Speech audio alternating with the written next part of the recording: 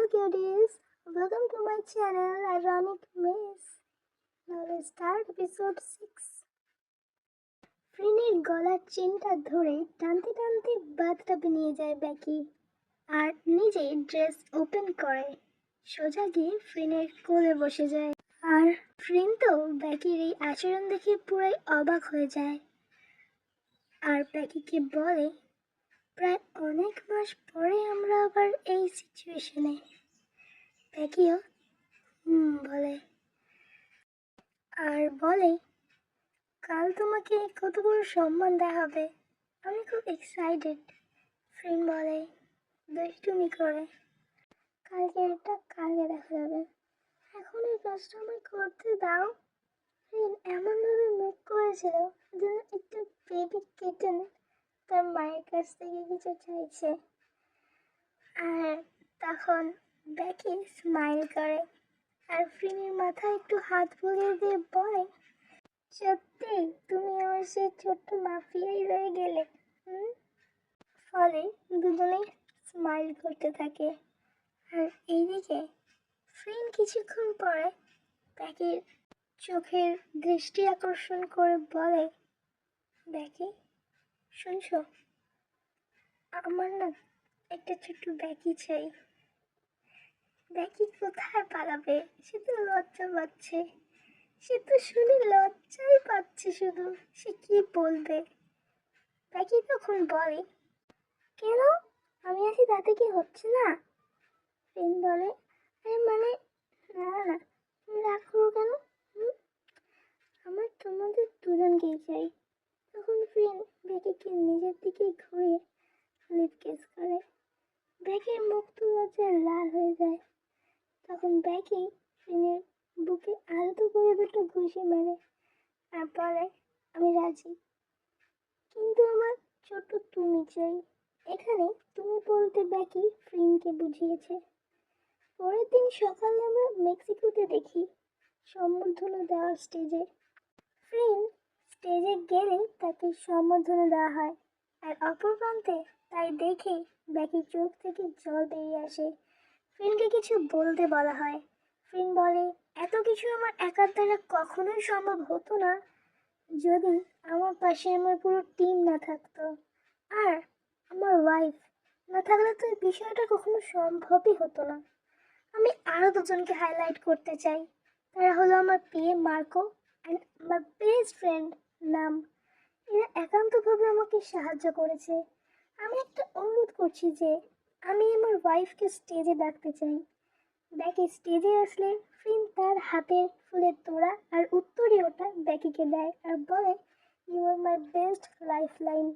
পরে আমরা হোটেলে দেখি ফ্রিন আর বেকি লাঞ্চ করে রুমে যাচ্ছিল। ঠিক তখনই ফ্রিনের ফোনে একটা কল আসে। ফ্রিন বেকিকে বলে, তুমি যাও, আমি কথাটা বলে আসছি। আর ফ্রিনকে কলের ওপাশ থেকে বলে, কাজ হয়ে গেছে।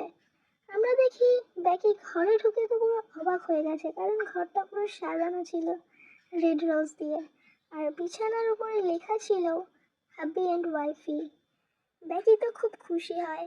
এবার দরজায় নক করে ফ্রিন আর ফ্রিন ঘরে ঢুকেই তো পুরো শক, কারণ আমরা দেখি বেকি স্লিপলেস নাইট ড্রেস পরে বিছানায় লিশে ঠেকো দিয়ে, অর্থাৎ হাফ শুয়ে হাফ বসে আর ফ্রিনের দিকে তীক্ষ্ণ চোখে তাকিয়ে ফ্রেন্ডকে আঙুল দিয়ে ইশারা করে নিজের কাছে ডাকে আর এক হাত দিয়ে গোলাপ ফুল নিজের উপর বুলাতে থাকে।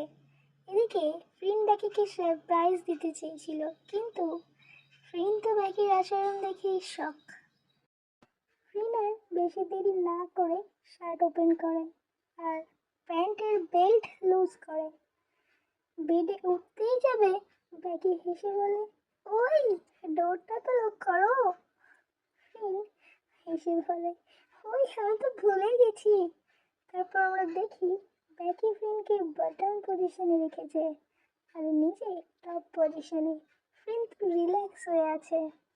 ফ্রিন নিজের হাত দুটো মাথার পেছনে দিয়ে চিত হয়ে শুয়ে আছে আর বেকি ফ্রিনের পেটের উপরে বসে। তারপর আস্তে আস্তে ফ্রিনের নেকে কিস করে। তারপর বেকি বলে, ফ্রিন তুমি এইখানেই থাকো, আমি আসছি। বলে বিছানা থেকে নেমে ড্রয়ার থেকে লিপস্টিক বের করে নিয়ে আসে এবং আবারও তার নিজের জায়গায় বসে পড়ে। এদিকে বসে সে আস্তে আস্তে ফ্রেনের দিকে এগিয়ে গিয়ে বলে, শোনো, আমি লিপস্টিক পরবো আর তোমার আমি খাবো। তখন ফ্রেন বলে, যথা আজ্ঞা মহারানী। তারপর আমরা দেখি ফ্রেন বেকিকে তার বসে থাকা জায়গা থেকে একটু নিচে নামায়, অর্থাৎ ফ্রেনের প্রাইভেট পার্টের ওপর।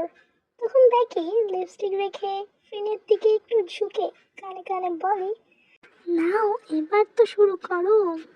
ফ্রেন স্মাইল করে আর ওইটা বেকির উপর আস্তে করে করে। বেকিও ফ্রেনের গলা জড়িয়ে ধরে। তখন ফ্রেন টপ পজিশনে আসে আর জোরে জোরে করতে থাকে, আর বেকি ফ্রেনের গলায় লাভ বাইট বসাতে থাকে। দেন ওরা কিছুক্ষণ পরেই কমপ্লিট করে। বেকির মুখ তো পুরো রেড হয়ে গেছে। আচ্ছা, এখানে বলে রাখি আমি কিছু ওয়ার্ড মিউট করেছি। মিউটের জায়গাগুলো কি হবে আশা করি তোমরা সেটা বুঝতে পেরেছ। ফ্রেন বলে, তুমি হাত সরাও বলে সোজা বেকির এর উপর বাইট বসাতে থাকে। বেকি স্মাইল করে আর ব্ল্যাঙ্কেট নিয়ে নিজেদের ঢাকা দেয়। আমি এখানেও একটু ওয়ার্ড একটু হাইড করেছি, আশা করি তোমরা সেটা বুঝতে পেরেছ। আমরা এরপর প্রায় 2 মাস পরে দেখি ফ্রেন থাইল্যান্ডে নতুন বাড়ি করেছে, যার সামনে বিশাল বড় গার্ডেন, আর বাড়িটা যেন নানা ফুলে রঙে ফলে ভর্তি।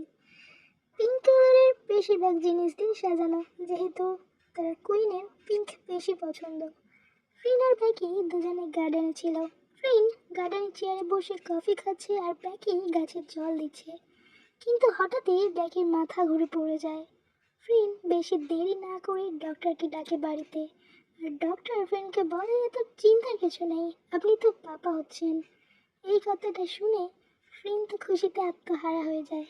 কিছুক্ষণ পর ডক্টর চলে গেলে বেকির ঘুম ভাঙলে ফ্রেন বেকিকে সবটা বলে, আর বেকি তো পুরো ফ্রেনকে জড়িয়ে ধরে নেয় কথাটা শুনে।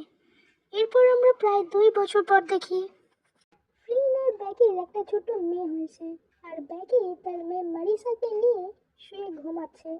আর তখন ফ্রেন অফিস থেকে বাড়ি এসেছে, ফ্রেশ হয়েছে, তার মেয়েকে বেকির কাছ থেকে সরিয়ে দোলনায় দিয়ে দিয়েছে, যেটা কিছুটা বেডের মতোই। তারপর নিজে গিয়ে মেয়ের জায়গায় শুয়ে পড়েছে আর বেকিকে জড়িয়ে ধরেছে। বেকি স্মাইল করে চোখ খুলে বলে, ও আমার এই বেবিটা। ফ্রেন বলে, গো আমি। তখন ফ্রেন বলে, আচ্ছা তুমি বলছো আমি তোমার বেবি, তাই তো? বেকি বলে, তুমি তো আমার বেবি। তখন ফ্রেন বলে, তাহলে তোমার এই বেবিটাকে বুবু খাও। বেকি বলে, তুমিও না, আমরা জানি কোনো মানুষ বেশি ভালোবাসা পেলে শিশু হয়ে যায়, আর তারপরে শিশু খাদ্য খাওয়ার বায়না করে। তো এইভাবেই এত খুশি নিয়ে এই গল্পটা এখানেই শেষ হয়ে যায়। আচ্ছা আমায় বলো যে তোমাদের এই শেষের জোকটা কেমন লাগলো? আচ্ছা যাই হোক, নতুন স্টোরি নিয়ে ফিরবো। আচ্ছা, তোমরা যে পুরানো স্টোরি স্ট্রেঞ্জার লাভটা চাইছিলে সেটা আমি এই নতুন স্টোরিটা আপলোড করার পরে দেবো, ওকে?